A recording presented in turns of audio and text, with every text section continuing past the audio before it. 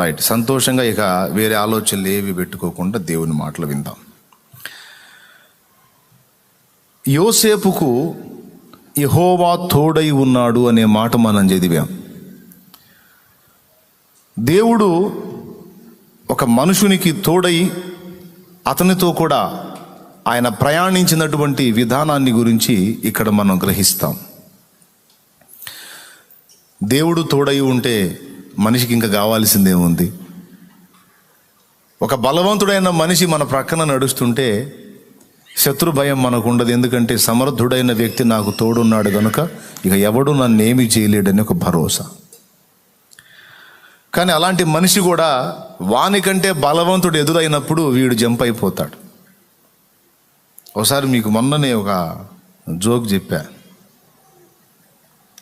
సోమయ్య రామయ్య గురించి. ఇద్దరు ఫ్రెండ్స్ అడవిలో మాట్లాడుకుంటూ పోతూ ఉంటే సోమయ్య ప్రగల్భాలు, అసలు మా తాత సింహాన్ని చంపాడు, మా నాన్న పులిని చంపాడు, నేను అసలు దేనైనా చంపేస్తానని ప్రగల్భాలు పలుకుతూ ఉంటే రామయ్య అనుకున్నాడంట, అబ్బా ఇంత గొప్ప సోమయ్య నాకు తోడున్నాడు అడవిలో, ఇక నాకు ఏది వచ్చినా భయం లేదు అని ఆనందంగా పరవశించి పోతూ ఉంటే అడవిలో దూరంగా ఎలుగుబంటి వస్తూ ఉంటే ఈ సోమయ్య చూసి, రామయ్య ఏంది ఎలుగుబంటిలాగా ఉంది కదంటే, ఆ ఎలుగుబంటి అయితే మనకేమి, నువ్వు ఉన్నావుగా, అసలు నువ్వు కొట్టేస్తావుగా అంటే పులి సింహాలు అయితే ఫైట్ చేస్తావు కానీ ఎలుగుబంటి అంటే కొద్దిగా ఆలోచించాలి రామయ్య. అది దగ్గర వచ్చేసరికి వీళ్ళు లేడు, పక్కన జంపు చెట్టు ఎక్కి కూర్చున్నాడు. రామయ్యకి తెలిసిందే ఉంది, వెల్లలికలు పండుకొని వాళ్ళ తాత చెప్పింది గుర్తొచ్చింది. ఎలుగుబంట్లు మనిషి దగ్గరకు వచ్చి బ్రీతింగ్ చూస్తారా, బ్రీతింగ్ ఆపేస్తే అంటే శ్వాస తీసుకోవటం ఆపేస్తే చచ్చిన శవం అనుకోని ఏం చేయకుండా వెళ్ళిపోతాను ఎప్పుడో వాళ్ళ పూర్వులు చెప్పిన మాట గుర్తుండి ఆ దగ్గరకు వచ్చి సరిగ్గా చచ్చిపోయిన వాళ్ళగా పడి ఉంటే అది వచ్చి ఆ చెవి దగ్గర ముక్కు దగ్గర పరిశీలించి కాసేపు వెళ్ళిపోయింది. అది ఇంకా ఉందేమో అక్కడని మనోడు ఊపిరి బిగబట్టి అట్లనే చచ్చిన వాళ్ళగా పడ్డాడు. తర్వాత ఈ స్వామయ్య దిగొచ్చే, రామయ్య లే అని లేపి, ఏంది భయపడ్డావా? సరే కానీ ఏంది ఎలుగుబంటే నేను చెవిలో చెప్పింది ఏంది అంటే, ఇట్లాంటి యథవతో ఎందుకు తిరుగుతున్నావు అని చెప్పిపోయిందిలే అని చెప్పాడని ఒక జోక్ చెప్పా. బలవంతుడైన వాడు మనకు తోడై ఉన్నాళ్లే, మనకు ఇబ్బంది లేదులే అని శరీరులను మనకు ఆధారం చేసుకుని, శరీరులను ఆశ్రయం చేసుకుని ప్రయాణం చేస్తే ఒక దశలో వాళ్ళు ఉండొచ్చు, మరో దశలో వాళ్ళ అడ్రస్ లేకుండా పోవచ్చు. నేను ప్రారంభం నుండి అనుభవం నాకు. కొంతమంది నీకెందుకు నేనున్నాగా నువ్వు పదా దూకని దూకి నాకు అడ్రస్ లేకుండా పోయిన వాళ్ళు ఉన్నారు. కొంతమంది అసలు ఎంతో నమ్మకంగా ప్రాణానికి ప్రాణం అన్నట్టున్న వాళ్ళు కూడా హ్యాండ్ ఇచ్చి సర్దుకున్న వాళ్ళు ఉన్నారు. ఎక్కడో చోట వాళ్ళ స్వార్థం, వాళ్ళ స్వీయత పనిచేసి పర్వాలేదు నాకు సపోర్ట్గా ఉన్నారు అనుకున్న వాళ్ళు హ్యాండ్ ఇచ్చి వెళ్ళిపోవటం. ఓ భక్తుడు అన్నాడు, ప్రాణ స్నేహితులు అన్న వాళ్ళే ప్రాకారాలు కూల్చిపోయారని. ఇట్లాంటి దెబ్బలన్నీ తిని ఉన్న నా అనుభవం చెప్తున్నాను నేను కూడా. ఓ మనుషుని బలవంతుడని ఆధారం చేసుకుంటే ఆ బలవంతుడు ఎంతవరకు గ్యారంటీ? వాడికంటే బలవంతుడు ఎదురొచ్చినప్పుడు వీడు జంపు, అప్పుడు మనం ఒంటరిగా మిగిలిపోతాం. కానీ దేవుడే ఒక మనిషికి తోడై ఉంటే దేవుణ్ణి మించిన బలవంతుడు ఈ విశ్వంలోనే లేడు. దేవునికి స్తోత్రం. జ్ఞానవంతుడు తెలివిగల్లోడని ఒకడిని మనం పక్కన పెట్టుకున్నామనుకో, వాడికంటే తెలివైనోడు ఎంటర్ అయినప్పుడు వీడు దద్దం అయిపోతాడు. అవునా? ఇప్పుడు మా నాన్న చెప్తాడు కథలు.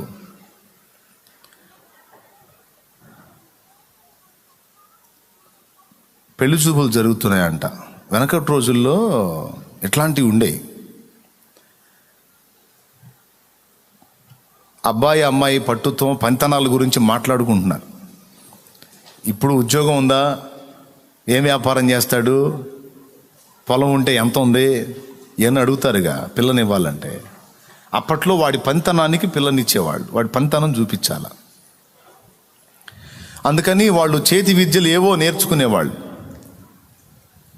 ఆ పనితనం చూపిస్తే అది చూసి ఆహా అద్భుతమైన పనోడు, అమ్మాయిని హాయిగా బతికిస్తాడు అని పిల్లనిచ్చేవాడు. చోట ఒక అమ్మాయిని చూసి మాట్లాడుకోవడానికి పోయారు. పోతే ఆ ఉన్న వాళ్ళందరిలోకి ఒకడు హైట్ తక్కువ అంట, ఎత్తు తక్కువ అంట, చాలా ఎత్తు తక్కువ. కానీ అతన్ని కూడా పెద్ద మనిషిగా తీసుకొని పోయారు. అన్నప్పుడల్లా మాట్లాడ్డా ఆయన, అంబుల పొదిలో బాణంలాగా అవసరమైనప్పుడే ఆయన దించుతారన్నమాట. సరే అక్కడికి వెళ్ళిన తర్వాత ఈ అబ్బాయి పనితనం లేదు, ఈ అబ్బాయి చూపించాడు. ఇక ఆ అమ్మాయి పనితనం లేదు, ఆ అమ్మాయి చూపించింది. ఇక మాట్లాడుకోవటానికి సిద్ధం అవుతుంటే వాళ్ళ పక్కనోడు ఒకడు, వాళ్ళు సపోర్ట్గా తెచ్చుకున్నాడు, వాడి తెలివిని చూపించడానికి అన్నీ బాగానే ఉన్నాయి కానీ మీ వాడి పనితనాలు ఇంకొకటి చేస్తే మా పిల్లని ఇస్తామన్నారు. ఏంటంటే ఇసుకతో మీ వాడిని తాడు బేనమను అన్నాడంట. ఇసుకతో తాడు తయారు చేయమను, అప్పుడు మా అమ్మాయిని ఇస్తామన్నారంట. అంటే ఎందుకు అన్నాడో వాడి తెలివిని చూపించుకోవడానికా, లేకపోతే వీళ్ళని ఇరకాటంలో పెట్టడానికి అన్నాడా, వ్యధవంలో చేయడానికి అన్నాడా, సంథింగ్. మొత్తానికి ఆ మాట అన్నాడు, ఇసుకతో తాడు తయారు చేయమని, అప్పుడు మా అమ్మాయిని ఇస్తామంటే. ఇన్ని మిగిలినవన్నీ చేయగలుగుతాడు కానీ ఇప్పుడు కొబ్బరి పీచుతో తాడు తయారు చేస్తారు, జనపనారతో తాడు తయారు చేస్తారు, ఇంకా వేరే వేరే వాటితో తాడు తయారు చేస్తారు. ఇసుకతో ఎట్ట తయారు చేస్తారు? అసలు ఎట్ట కుదిరిద్ది? వాళ్ళు అడగటం కాకపోతే. అంటే ఏంది, వాదనలో వీళ్ళని యధవంలో చేయడానికి వాడు వాడాడు ఆ పదం. ఇక వీళ్ళు నోళ్ళు మూసేశారు, ఇంక వీళ్ళకి మళ్ళీ డైలాగ్ లేదు. అప్పుడు మనోడి లైన్లో దించారు ఈ ఎత్తు తక్కువ మనిషిని. అట్లాంటప్పుడు ఉపయోగపడతాడు అనమాట. ఏంది చెప్పరేంది, మీ వాడిని ఇసుకతో తాడు బేనమను, మా అమ్మాయిని ఇస్తామన్నారు. అప్పుడు మనోళ్ళ లైన్లోకి వచ్చి, అది ఎంత పని నిమిషంలో చేయడు మావాడు, చేస్తాడులే కానీ మీ అమ్మాయికి ఓ పని జీవితం చేయమను, అప్పుడు మావాడు ఇది చేస్తాడు. ఏం చేయమంటారు? జల్లెడతో నీళ్లు మోయమను, జల్లెడతో నీళ్లు మోసి తొట్టి నింపమను, అప్పుడు మా వాడు తాడు బేనిస్తాడు ఇసుకుతో అన్నాడు. అయిపోయింది. ఇక జల్లెడతో నీళ్ళు ఏడ మోసిద్దామా? అసలు ఆమె మోసినప్పుడే తెలివితేటలు. మావాడు జ్ఞానవంతుడు అంటే వాడిని మించిన జ్ఞానవంతుడు ఎంటర్ అయినప్పుడు వాడు ఎదవైపోతాడు. కాబట్టి మనుషుడు జ్ఞానవంతుడని వాడిని తోడు చేసుకుందామా? వాడికంటే జ్ఞానవంతుడు వచ్చినప్పుడు వీడు వ్యర్థుడైపోతాడు. కానీ దేవుణ్ణి మించిన జ్ఞానవంతుడు లేడు. ఫస్ట్ చెప్పాను, దేవుణ్ణి మించిన బలవంతుడు విశ్వంలోనే. 2, దేవుణ్ణి మించిన జ్ఞానవంతుడు విశ్వంలోనే ఉన్నాడా? చాలా ప్రేమండి ఈయనకి నేనంటే, ఎంత లవ్వో అని బాగా ప్రేమిస్తాడండి నన్ను అని ప్రేమించేవాడని తోడు చేసుకున్నాం అనుకో, వాడు అంత బాగున్నంత వరకు ప్రేమిస్తాడు. తేడా వస్తే తోడు చేసుకున్నాడే పాడగడతాడు. డౌట్ లేదు. చాలామంది కట్టారు. ఆ మధ్య ఒక అమ్మాయి లవ్ మ్యారేజ్ గురించి తెలిసింది నాకు. 1 year వాడికి డౌట్ వచ్చింది. అమ్మాయిని ఒక టూర్కి అని తీసుకెళ్ళి, కొండల ప్రాంతాన్ని తీసుకెళ్ళి రాయి తీసుకుని తలవగలు కూడా చంపాడు. లవ్ ఎక్కువైంది వాడికి, డోస్ పెరిగింది.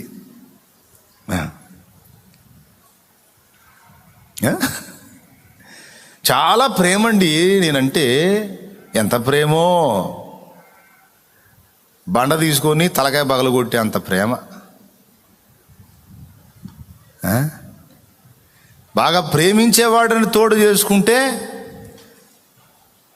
నీ వైపు నుంచి వాడికి అందాల్సిన ప్రేమ సప్లై అయినంత వరకు వాడి ప్రేమ నిలిచి ఉంటుంది.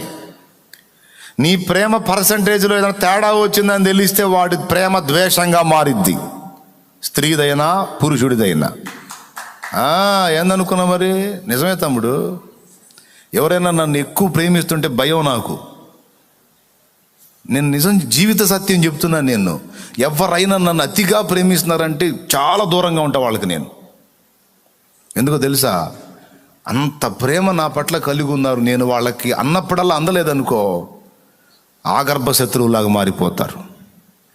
అందుకని మీ ప్రేమకో దండం అని నేను సర్దుకుంటా ఉంటా. అదేందన్నయ్య అసలు అట్లా అన్నావు ఏంటి? అసలు నువ్వంటే ఎంత ప్రేమ. అదే అదే అదే నా భయం. ప్రేమించాలి, అభిమానించాలి కాదంటలా, కానీ నాకు నేను ఉండే జాగ్రత్తలో నేను ఉంటాను. అందుకు ఎక్కువ ప్రేమించేవాళ్ళు అంటే నాకు ఎక్కువ భయం. ఎందుకంటే వాళ్ళు అనుక్షణం నా నుంచి అది ఆశిస్తూ ఉంటారు. నేను ఇంత ప్రేమిస్తున్నాను కనుక నువ్వు కూడా ప్రేమించాలి. ఉదాహరణకి నన్ను ప్రేమించి నా కోసం ఒక వ్యక్తి వచ్చి పడిగాపులు కాశారు. ఇక్కడ ఒకరోజు అందలా, 2 రోజులు అందలా, ప్రేమ అందుతాడన్నా 3 రోజులు అందలా. అప్పుడు ఏమైద్ది? ఆ ప్రేమ కాస్త భయంకర ద్వేషంగా మారి ఇక నా పేరు ఎత్తితేనే ఆయన వదిలేవు చెప్పాక ఆయన గురించి ఫుల్ తేడా.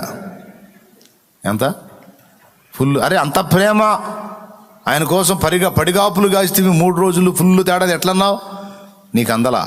అందుకు అంటే నా నుండి నీకు మళ్ళా నువ్వు ఇంత ప్రేమ చూపుతున్నావు కనుక అంత ప్రేమ నీకు సప్లై అయితే ఉండేటట్టు. ఇంతే కదండి మనుషుల ప్రేమ.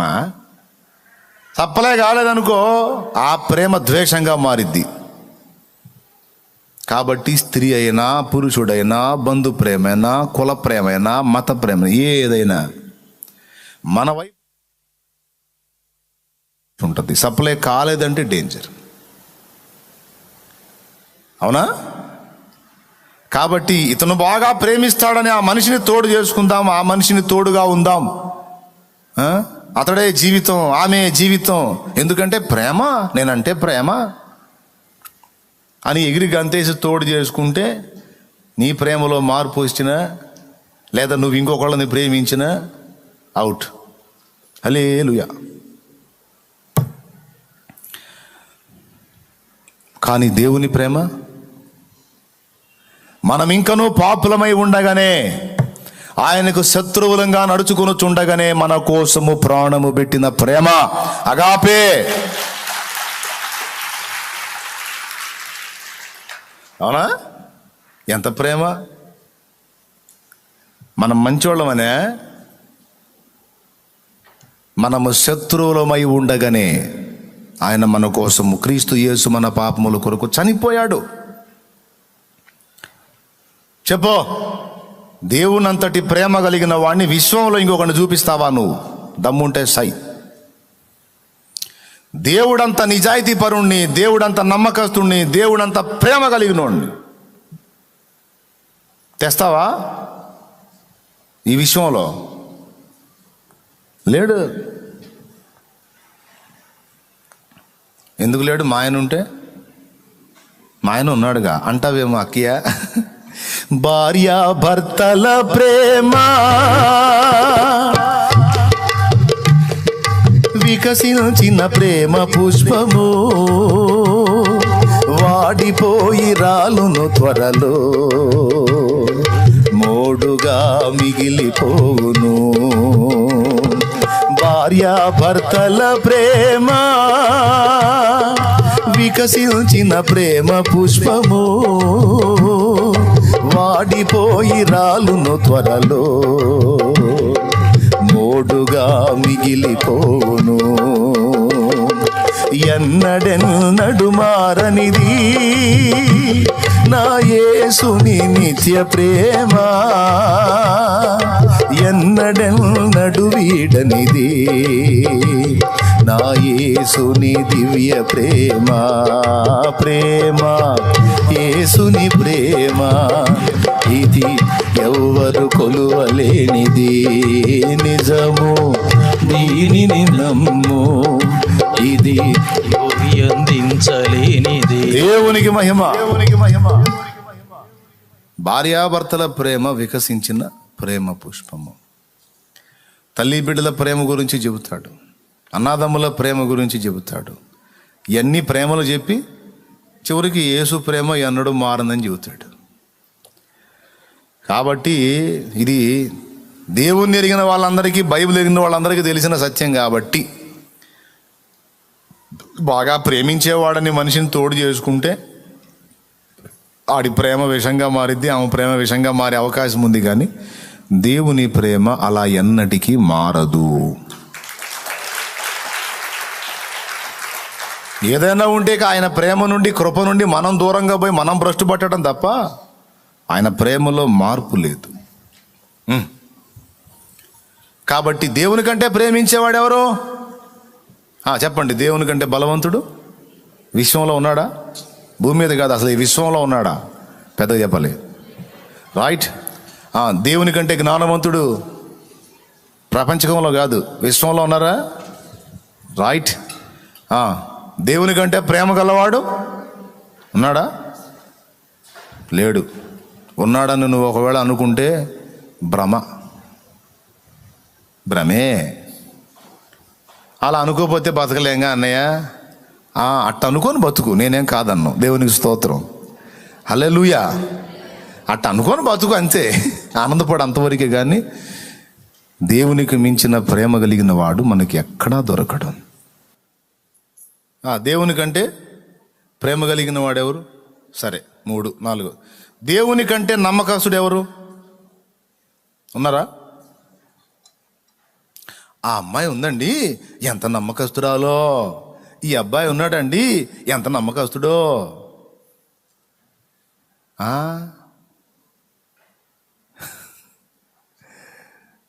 ఎవరు నమ్మకస్తులు?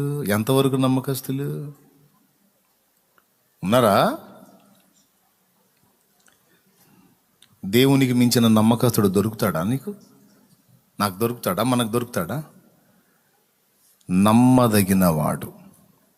మనము నమ్మదగని వారమైనను ఆయన నమ్మదగినవాడుగా ఉండునన్నాడు పౌలు మహనీయుడు. ఎంతైనా నమ్ముకోవచ్చు ఆయన్ని, ఎంతైనా నమ్మవచ్చు. మనుషుల్ని బాగా నమ్మి భయంకరంగా బుక్ అయిన వాళ్ళు చాలామంది ఉన్నారు. కొంతమందిని వదిన ఎట్లా గట్టెక్కిస్తావో వదిన, నా కుటుంబం నీ చేతుల్లోనే ఉంది వదిన, నువ్వు అడ్డం ఉండి అప్పిప్పించకపోతే బతుకు బస్ స్టాండింగే వదినా అనగానే నువ్వేం ఫీల్ కావాకు వదిన, నేను ఇప్పిస్తాలే వదిన అని అడ్డం ఉండి భర్తకు చెప్పి వాడి తాట తీసి వాడి దినం చేసి డబ్బులు ఇప్పించి, డబ్బులు తీసుకున్న దాకా ఈ వదిన ఏడిసి శోకండాలు పెట్టి గందరగోళం చేసింది. డబ్బులు తీసుకున్నాక నెలకల్లా ఇస్తా అని అడ్డం పెట్టి పాపం తీసుకుని తర్వాత 6 నెలలైనా పైసలు ఇల్లే. ఏందమ్మా నెలలోనే ఇస్తానని తీసుకున్నాక వదిన, ఏంది వదిన నా సంగతి ఏంది వదిన అంటే, కడుపుకి ఏంది అంటున్నా, ఏంది మా బాధలు మీకన్నా రావట్లా. అప్పు కట్టకపోగా వాళ్ళ బాధలు ఏమో రావాలంటే ఎవరికి? వదినికి. మనుషులు మరీ ఇంత కఠినాత్ములు అయిపోయారు, ఇంత దుర్మార్గులు అయిపోయారు ఏందో. అసలు ఇక్కడ ఎంత బాధలు పడుతున్నామో తెలియదు. ఇప్పించుకు ఏదో ఇప్పించారులే కథ అల్లాడిస్తుంది అని తగాదేసుకొని గందరగోళం చేసి అసలు అన్నోళ్ళు కూడా ఉన్నారు. లేరా? చెప్పండి, లేరా? ఇవన్నీ అట్ట తెలుసురా నీకు అనవాకండి. బోల్డ్ అన్ని. దేవునికి స్తోత్రం, హల్లెలూయా. వదినలే కాదు, అబ్బాయిలు కూడా. బావగారు ఎట్లన్నా కానీ మీరే చేయాలి బావగారు, ప్లీజ్ బావగారు అంటే బావగారు ఆనందం ఉప్పొంగిపోయి అడ్డం ఉండి, ఏంటి ఇవి మావాడలే నేను ఇస్తా, నేనంటే కూడా నమ్మలేదు. నువ్వు నీ మీద నాకేం డౌట్ లేదు, అతనే నాకు కొత్త పరిచయం కాబట్టి నాది పూజ ఇచ్చే అంతే. వాడు తీసుకొని జంపు. ఇక వీడిని ఎత్తున కొట్టేసుకుంటాడు. ఇక భార్య పొడుస్తూ ఉంటుంది, ఎచ్చులు పడి ఎగురుకుంటా ఇప్పించాడు. పాపం ఫుడ్ కూడా సరిగ్గా పెట్టదు, పెట్టినా తినలేడు, ఎందుకంటే ఫుడ్ పెట్టి తిడుతుంటుందిగా.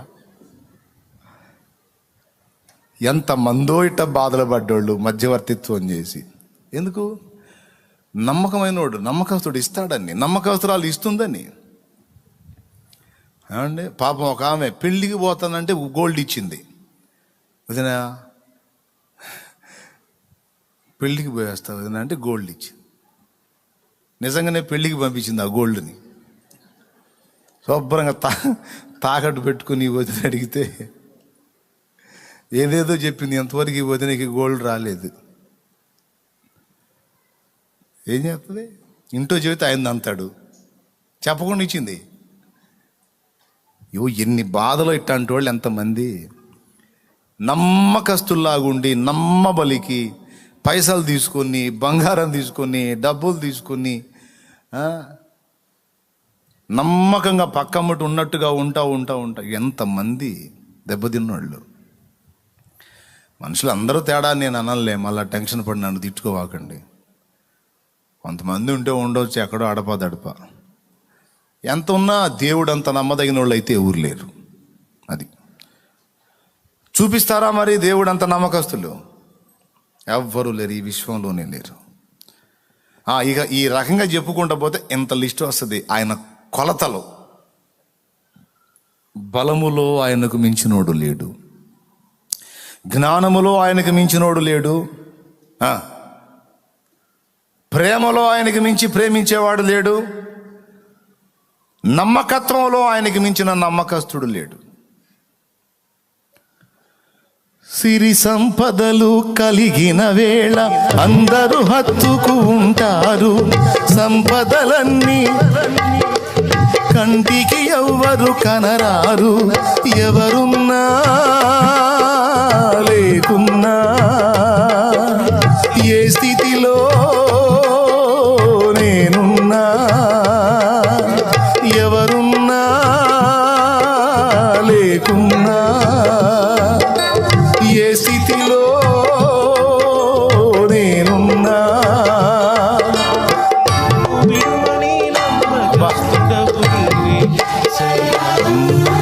నన్ను విడువని నమ్మకస్తుడవు నీవేసయ్యా. నీవు లేకపోతే నా బ్రతుకే లేదయ్యా. నా మనసే చేదయ్యా. నీవు లేకపోతే నా బ్రతుకే లేదయ్యా. నువ్వు చేరదీయపోతే నా మనసే చేదయ్యా. నువ్వు నాకుంటే ఎన్నడూ నేను ఒంటరి కానయ్యా. నీ కృప నాకు తోడై ఉంటే అంతే చాలయ్యా. నువ్వు నాకుంటే ఎన్నడూ నేను ఒంటరి కానయ్యా.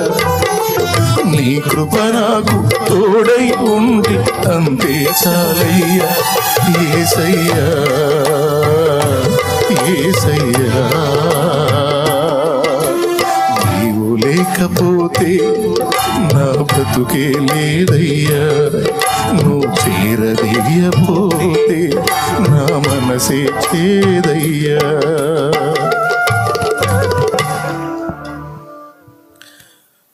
పిల్లలు బాగా చూసుకుంటారని పెద్దోళ్ళు పాపం వాళ్ళ జీవితం అంతా దారిపోస్తారు. వయసు ఉడిగినాడు వాళ్ళు ఆదరిస్తారని. కానీ వాళ్ళకి రెక్కలు వస్తాయి, వీళ్ళకి రెక్కలు ఊడిపోతాయి. ఈ దశలో చాలామంది తల్లిదండ్రులకు గుండె కోత మిగులుద్ది. ఎందుకు తెలుసా? నమ్మకంగా తీసుకెళ్ళి ఏ వృద్ధాశ్రమాలకు అప్పచెబుతారు, లేదా అలాగే ముసలోళ్ళు వదిలిపెట్టి వెళ్ళిపోతారు. బతికితే బతకండి, సస్తే సావండి అని. చాలామంది తల్లిదండ్రులకు గుండె కోత పిల్లల్ని నమ్మి. అదే వాళ్ళు చేయగలిగే శక్తిలో ఉండి ఉపయోగపడే పరిస్థితుల్లో ఉంటే వాళ్ళు కూడా తీసుకెళ్తారు. ఎందుకంటే ఇంట్లో పని మనుషులు పని లేకుండా వెళ్ళి చేస్తారు ఏదో ఒకటి. అది చేసే పరిస్థితి లేకుండా మంచాన కంచాన పడి ఉన్నారనుకో, ఆ ముసలమ్మ తిరుగుతా ముసలోడు పడి ఉంటే వదిలేసి వెళ్ళిపోతారు. ఆ ముసలోడు పడిపోయి ముసలమ్మ తిరుగుతూ ఉంటే, లేదా ముసలమ్మ పడిపోయి ముసలోడు తిరుగుతూ ఉంటే ఎవరో ఒకరు చూసుకుంటూ వదిలేసి వెళ్ళిపోతారు. అసలు ఇద్దరు పడిపోయిన వాళ్ళు కూడా వదిలేశారండి. మొన్న చూశాను, నేను ఏడిచాను. ఒక ఊర్లో ఇద్దరు, ఆయనకి 70 ఏళ్ళు, ఆయనకి 75 దాకా ఉన్నాయి, ఆమెకు 70 దాకా ఉన్నాయి. ఇద్దరు ముసలోళ్ళు. టీవీలో చూపించారు, చూడలేదా? పిల్లలు ఉన్నారు, చాలామంది పిల్లలు ఉన్నారు వాళ్ళకి. ముసలోళ్ళు పాపం. ఇద్దరికి వచ్చింది బలహీనత, జ్వరం వచ్చింది. 3 రోజులు ఎప్పుడు తిరుగుతూ ఉండేవాళ్ళు. 3 రోజులు ఇద్దరు చెరువు మంచం మీద పడిపోయారు, బయటికి రాలా. 3 రోజుల తర్వాత ఇంట్లోంచి వాసన వస్తుంటే వెళ్ళి డోర్ తీసి చూస్తే ఇద్దరు చచ్చిపోయి ఉన్నారు, శవాలు వాసన వస్తున్నాయి. ఏరి కన్నబిడ్డలో. ఒక్క నిజం చెప్పనా, వాళ్ళు ఎందుకు చచ్చిపోయారు తెలుసా? జ్వరం వచ్చి వాళ్ళు లేవలేక పడిపోయి ఉంటే వాళ్ళకి ఆహారం పెట్టే దిక్కు లేక చచ్చిపోయారు. గొంతు ఎండుకుపోతుంటే లేచి నీళ్లు తీసుకోలేనంత నీరసంలో పడిపోయి ఉంటే నీళ్ళు ఇచ్చే దిక్కు లేక చచ్చిపోయారు. నిజమండి, నేను చెప్తున్నాను. 3 దినాలు అల్లాడి చచ్చిపోతారు. చచ్చిపోయిన తర్వాత 3 రోజులకి విషయం తెలిసి చూస్తే, ఆ స్మెల్ వచ్చిందాక తెలిసింది చూస్తే అట్లా అయిపోయినారు. పిల్లలే ప్రపంచంగా, పిల్లలే జీవితంగా, పిల్లలు బాగుంటే చాలు, నేనేమైపోయినా పర్వాలేదని అంకితం అయిపోయి అన్నీ చంపుకొని, ఆశలు చంపుకొని, నోటిని చంపుకొని, కోరికలు చంపుకొని, ఇచ్చలు చంపుకొని, నానా బాధలు పడి బిడ్డలకు రెక్కలు తెస్తారు పెద్దోళ్ళు. వీళ్ళు రెక్కలు వచ్చినాక ఎగిరిపోతారు. వాళ్ళకి దిక్కులేని బతుకులు అయిపోతాయి. ఎవరు నమ్మదగిన వాళ్ళు? ఎక్కడున్నారు? ఎంతవరకు ఉన్నారు? పనికి వస్తే వాడతారు, పనికి రాకపోతే అందరికీ బరువేగా. మరి పిల్లల మీద అంత నమ్మకం పెట్టుకున్నారుగా, వాళ్ళ నమ్మకం ఏమైంది? నేను అనుకుంటున్నాను వాళ్ళ మీద దేవుడే జాలి పడ్డట్టున్నాడు. మీకు ఎట్లాంటి దుర్మార్గులు ఎందుకు మిమ్మల్ని చూడర్లే, వచ్చేయండి అని. మరి వాళ్ళకి తల్లిదండ్రి అయినా, ఏది కన్న వాళ్ళకి ముసలాళ్ళు తల్లిదండ్రి అయినా, వాళ్ళని సృష్టించిన సృష్టికర్తగా కన్న పిల్లలు కదా. నా బిడ్డలారా మీరు అక్కడ ఆవేదన పడుతున్నారు, ఇంకొద్దులే వచ్చేయండి అని ఆయన తీసుకున్నట్టున్నాడు ఆయన బిడ్డలు ఆయన దగ్గరికి. కొంపదీసి మీలో ఎవరైనా అట్లాంటి వాళ్ళు ఉంటే జాగ్రత్త పడండి, దుర్మార్గం చేయవాకండి. ముసలాళ్ళకి శాపగ్రస్తులు అవుతారు. వాళ్ళు ఎట్టంటి వాళ్ళు అన్నా కానీ వాళ్ళు చేయాల్సింది మర్యాద చేయండి. వాళ్ళు ఉన్నంత వరకు. పండు టాకులు ఎప్పుడు రాలిపోతాయో తెలియదు. వాళ్ళు ఒకవేళ తృణీకరించినా, కోపడ్డా, విసిగించినా, ఈసడించుకున్నా నువ్వు దుర్మార్గం చేయొద్దు. వాళ్ళని ఆదరించావా దీవించబడతావు. దుర్మార్గం తలపెట్టావా అదే గతి నీకు వచ్చింది. గుర్తు. ఎవరైనా ఉంటే లైవ్లో ఉన్నోళ్ళు కానీ, ఇక్కడ కూర్చున్న వాళ్ళు కానీ ఎవరైనా జాగ్రత్త. ఆ తల్లిదండ్రి గుండె కోతగండి. అవునా కాదా? స్తోత్రం చెప్పండి. వృద్ధాశ్రమాలకు వెళ్ళి చూడండి. నువ్వు పలా బిర్యానీ ప్యాకెట్లు తీసుకెళ్ళిపోగాక, అయ్యా నమస్తే అయ్యా అంటారు ముసలాళ్ళు. అమ్మా తినమ్మా అంటే ఆడబెట్టయ్యా తింటాలయ్యా ఆడబెట్ట అని మనకు నమస్తే చెప్పి ఆ ప్యాకెట్ ఆడబెట్టేసుకొని వాళ్ళు ఎటు చూస్తారు తెలుసా? ఆ తలుపుకి వెళ్ళి చూస్తుంటారు. ఏ కొడుకన్నా, ఏ కూతురన్నా వచ్చి అమ్మా అంటారేమో అని చూస్తారు. ఏ మనవడన్నా, ఏ మనవరాలన్నా వచ్చి అమ్మమ్మా తాతయ్య అంటారేమో అని చూస్తుంటారు. నాయనమ్మా తాతయ్య అంటారేమో అని చూస్తుంటారు. కళ్ళు ఎవరు రారు. మళ్ళీ వీళ్ళు లేకుండా వాళ్ళు లేరు. నువ్వు బిర్యానీ పెట్టు, నువ్వు పదార్థం పెట్టు, గొప్ప పదార్థం పెట్టు, ఎగబడి తినరు. ఇంకా కొంతమంది తల్లులు చూశాను, ఆ వృద్ధాశ్రమంలో ఉండి ఆళ్ళీళ్ళు వచ్చి ఇచ్చిన డబ్బులు దాచిపెట్టి ఆ కూతురు ఆ కొడుకు పలకరీయటానికి వస్తే వాళ్ళ చేతుల్లో పెట్టి పంపించే తల్లిదండ్రులను చూశాను. వీడికి నేను ఎందుకు ఇవ్వాలి, వీడికి నేను ఎందుకు చేయాలి అనుకోరు వాళ్ళు. వీడు నన్ను తీసుకొచ్చి ఇక్కడ పడేసాడుగా అనుకోరు వాళ్ళు. పోనీ తీసుకొని పో అనేవాళ్ళు. నాకు తెలుసండి, దేవుని కృపను బట్టి లోకంలో చాలా విషయాలు చూశాను నేను. నా వయసు కొంచెం తక్కువే కానీ ఫుల్ అనుభవాన్ని ఇచ్చాడు దేవుడు కృపతో. దేవునికి మహిమ కలుగును గాక. మీరు మీ తల్లిదండ్రులకు ఆ గతి పట్టనియొద్దమ్మా. మీ అమ్మ నాన్నలకు ఆ గతి పట్టనియొద్దు. వాళ్ళ నమ్మకాన్ని నాశనం చేయొద్దు, వాళ్ళ నమ్మకాన్ని వంచన చేయొద్దు, వాళ్ళ నమ్మకాన్ని వమ్ము చేయొద్దు. వాళ్ళకి జరిగించే న్యాయం వాళ్ళకి జరిగించు. దేవుడు వద్దు అని నిన్ను నెట్టేస్తే నువ్వు దూరాన్ని ఉండైనా సరే వాళ్ళకి చేయాల్సిన సహాయం వాళ్ళకి పంపించు. వాళ్ళు నిన్ను ముఖం మీద తిడతా ఉంటే కనీసం మరుగు నుండైనా వేరే వాళ్ళ ద్వారా అయినా సరే వాళ్ళకి ఏ తక్కువ కాకుండా చూడు. నువ్వు బిడ్డగా నీ మీద వాళ్ళు పెట్టుకున్న నమ్మకానికి న్యాయం చేయి, అంతే. చాలామందికి న్యాయం జరగట్లా. ఈ విషయంలో కనీసం చింత కూడా ఉండదు వాళ్ళకి. మీ నాన్న సంగతి ఏంది అని అడిగితే వాడు మామూలుడు కాదంటాడు. మీ అమ్మ సంగతి ఏంది? మా అమ్మ అది పెద్ద దుర్మార్గురాలు. దాంతో ఎందుకులే అన్న వాళ్ళు కూడా అలాంటి మాటలు కూడా విన్నాను నేను. మీ అందరికీ ప్రేమతో చెప్తున్నాను, అట్లా ఎప్పుడు ఎవరు చేయకండి, జాగ్రత్త. మంచిది కాదు అది. కానీ ఫ్లోలో వచ్చింది, అందుకే చెప్పాను. కానీ కన్నబిడ్డల దగ్గర కూడా నమ్మకత్వం లేదు. కానీ కన్నబిడ్డల కన్నా కూడా, కట్టుకున్న వారి కన్నా కూడా ఆయన నమ్మదగినవాడు.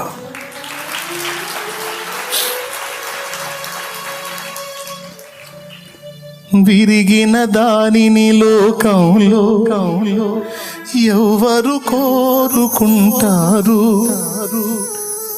వాడు తీసుకెళ్ళొచ్చుగా, ఈ ముసలోళ్ళది మా మీద పడేస్తాడు, వాడు తీసుకెళ్ళొచ్చుగా. వాడు పుట్టలేదా? వాడిని కూడా కన్నదుగా, మరి వాడు తీసుకెళ్ళడింది. మాకు బాధ ఎన్నో ఉంటే మాకు మానెత్తినేస్తాడింది. ఈ గుంపుని ఎక్కడెక్కడ గుంపుకు మేము ఆడబెట్టేమి. మౌనంగా, అయ్యా పెద్దోడా నీ దగ్గరికి వెళ్ళమంటుందిరా. నా దగ్గరికి ఎన్ని నీళ్ళు ఉంటారు? ఎన్ని నీళ్ళు ఉంటారు నా దగ్గర? మన ఉన్నారుగా, ఇప్పుడు వాళ్ళ దగ్గర ఉండాలి. మరి వాదన, వీళ్ళేం గోవల్లాగా చూస్తూ ఉంటారు. పెద్దోడికి వెళ్ళి ఎందుకు వీళ్ళ భారం మోయాలి? ఈ విరిగిపోయిన వస్తువులు వాడకానికి పనికిరావు. విరిగిన దానిని లోకంలో ఎవరు కోరుకుంటారు? విరిగిన మనసును వాడుకునే. నేను చెప్తున్నాను, ఈ పాట నాకు యేసయ్య ఇచ్చినప్పుడు నేను ఒక పెద్ద ఆయన దగ్గర కూర్చొనే రాశాను, ఒక ముసలాయన దగ్గర కూర్చొనే రాశాను. దేవుని కృపను బట్టి ఆయన నా దగ్గరే ఉన్నాడు. ఆ రోజు ఏదన్నా ఒక పాట దేవుడు ఇవ్వాలని ప్రార్థన చేసుకుని అన్ని ముందు పెట్టుకొని పాట తయారు చేయడానికి కూర్చుంటే ఎంత కుస్తీలు పడ్డా పాట రాలా. క్యాసెట్కి సమయం వస్తుంది, పాట చేయాలి. ఏసయ్యా పాటి 2 గంటలు కుస్తీ పడ్డా పాట రాలా. వాళ్ళు అక్కడే కూర్చొని తిప్పలు పడుతూ ఉందని నేను గదిలోంచి బయటకు వచ్చా కంజర తీసుకొని. ఈ పెద్ద ఆయన కనపడ్డాడు, ఆయన దగ్గర ఇంకొక చిన్నోడు కనపడ్డాడు. చిన్నోడికి నరాల బలహీనత, పెద్ద ఆయనకి ఇంకొక బలహీనత. ఇద్దరికి కుటుంబ సభ్యులు ఉన్నారు, కానీ ఇద్దరు వదిలేశారు, వచ్చి సన్నిధిలో ఉన్నారు. వాళ్ళ మధ్యలోకి వెళ్ళి కూర్చున్నా. వాళ్ళ ముఖాల్లో చూసి వాళ్ళలాగా నేను ఫీల్ అయ్యి, వాళ్ళ అనుభవాల్లోకి నేను వెళ్ళి పాడుకున్న పాట అది. దేవునికి స్తోత్రం కలుగును గాక. నిజంగా వాళ్ళ ప్లేస్లో నేను ఉంటే ఎలా నేను దేవుడిని వేడుకుంటాను. ఇప్పుడు దేవుడి సన్నిధి లేకపోతే వాళ్ళు ఎక్కడ బతుకుతారండి? దేవుడి సన్నిధి కూడా వాళ్ళకి ఆశ్రయం ఇచ్చి అంత అన్నం పెట్టి వాళ్ళని ఆదరించకపోతే వాళ్ళు ఎక్కడ బతుకుతారు? ఎక్కడో అనాథ శవాలు అయిపోతారు. అందుకే నీవు లేకపోతే నా బ్రతుకే లేదయ్యా, నువ్వు చేరదీయపోతే నా మనసే చేరయ్యా. నువ్వు నాకుంటే ఎన్నడు నేను ఒంటరి కానయ్యా. నీ కృప నాకు తోడై ఉంటే అంతే చాలయ్యా యేసయ్యా. ఈ పాట బాగుందా పెద్ద అయ్యా? అద్భుతంగా ఉందా? ఏడ్చాడు ఆయన. అప్పుడు వచ్చినాయి సిరి సంపదలు. ఒకవేళ వాళ్ళకి అన్నీ ఉంటే అమ్మో అందరూ చుట్టేస్తారు. ఏమీ లేవు, ఎందుకు పనికిరారా, పడేసిపోయారు. సిరి సంపదలు కలిగిన వేళ అందరూ హత్తుకు ఉంటారు. సంపదలన్నీ తరిగిన వేళ కంటికి ఎవరు కనరారు. ఎవరున్నా లేకున్నా ఏ స్థితిలో నేనున్నా నన్ను విడువని నమ్మకస్తుడవు నీవే యేసయ్యా.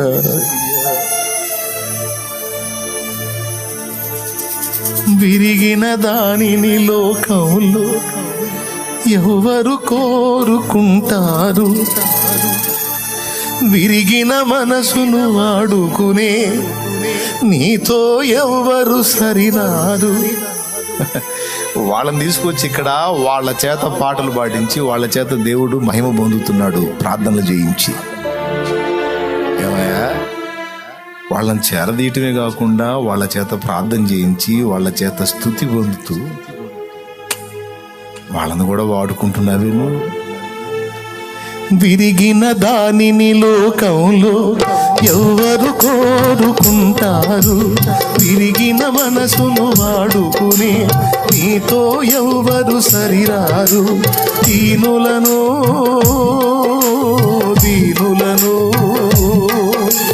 జ్ఞానులుగా శ్రీమంతులుగా మార్చగలిగిన మంచి దేవుడవు నీవే యేసయ్యా.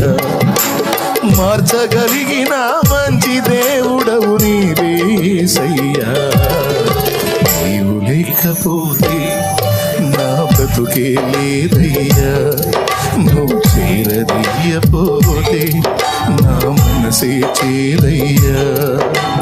నీవు లేకపోతే నా బ్రతుకే లేదయ్యా. నువ్వు చేరదీయపోతే నా మనసే చేదయ్యా. నువ్వు నాకుంటే ఎన్నడు నేను ఒంటరి కానయ్యా. నీ కృప నాకు తోడై ఉంటే అంతే చాలయ్యా. నువ్వు నాకుంటే ఎన్నడు నేను ఒంటరి కానయ్యా. నీ కృప నాకు తోడై ఉంటే అంతే చాలయ్యా. యేసయ్యా, యేసయ్యా. Praise the lord, praise the lord. ఇలా ఏ కోణంలో చూసినా మనుషులు కొంతవరకే నమ్మదగిన వారు, కానీ కంప్లీట్గా నమ్మదగిన వారు కాదు. 100% 200% నమ్మదగిన వాడు యేసయ్యా. ఆయన నమ్మకమైన వాడు, నమ్మదగిన వాడు. దేవుడు ఒకనికి తోడై ఉంటే విశ్వమంతటిలోకి నమ్మకమైన వాడు తోడున్నట్టు. దేవుడు ఒకనికి తోడు ఉంటే విశ్వమంతటిలోనికి బలవంతుడైన వాడు తోడున్నట్టు. దేవుడు ఒకనికి తోడై ఉంటే విశ్వమంతటిలో జ్ఞానవంతుడైన వాడు తోడై ఉన్నట్టు. దేవుడు ఒకనికి తోడై ఉంటే ప్రపంచమంతటిలోకి మనల్ని అత్యధికంగా ప్రేమించేవాడు, అవసరమైతే మన కోసం నిలువున ప్రాణాన్ని అర్పించేవాడు మనకు తోడున్నట్టు. ఇక నువ్వు ఎన్ని చెప్పుకుంటావో చెప్పుకు, అన్నిటికీ ఆయన అర్హుడు. ఆయన ఒక్కడే సమానం, సరిపోయినవాడు. ఇక ఎవరిని ఆయనతో ఈక్వల్ చేయలేమో, సమానం చేయలేము, సాటి చేయలేము. ఆయన ఒక్కడే. ఇంత గొప్ప దేవుడు మనకు తోడు ఉంటే ఇంకా కావాల్సిందే ఉంది. దేవుడు మన పక్షమందుండగా మనకు విరోధి ఎవడు? రోమాపత్రిక 8:29 చదువు తల్లి. ఇట్లుండగా ఏమందుము? దేవుడు మన పక్షముగా నుండగా మనకి విరోధి ఎవడు? పక్షముననున్నాడు అన్నా, మనకు తోడై ఉన్నాడన్నా ఒకటే. దేవుడు మన పక్షం వహించాడు, మనకు తోడుగా ఉన్నాడు, మనకు ముందుగా ఉన్నాడు. ఇప్పుడు దేవుడు తోడై ఉంటే ఇంత ఉన్నట్టు మనకి ఏమున్నట్టు? ఒక బలవంతుడు, జ్ఞానవంతుడు, ప్రేమ కలిగిన వాడు, నమ్మకస్తుడు మనకు తోడై ఉన్నట్టు. ఎంతటి దాన్నైనా ఎదిరించగల శక్తివంతుడు. మళ్ళీ కొద్ది గొప్ప శక్తి కాదు, దేన్నైనా. ఇంకా మనకు కావాల్సింది ఏంది చెప్పండి? ఏం కావాలి మీకు? ఏది కావాలన్నా చాలింది వాడు కదా.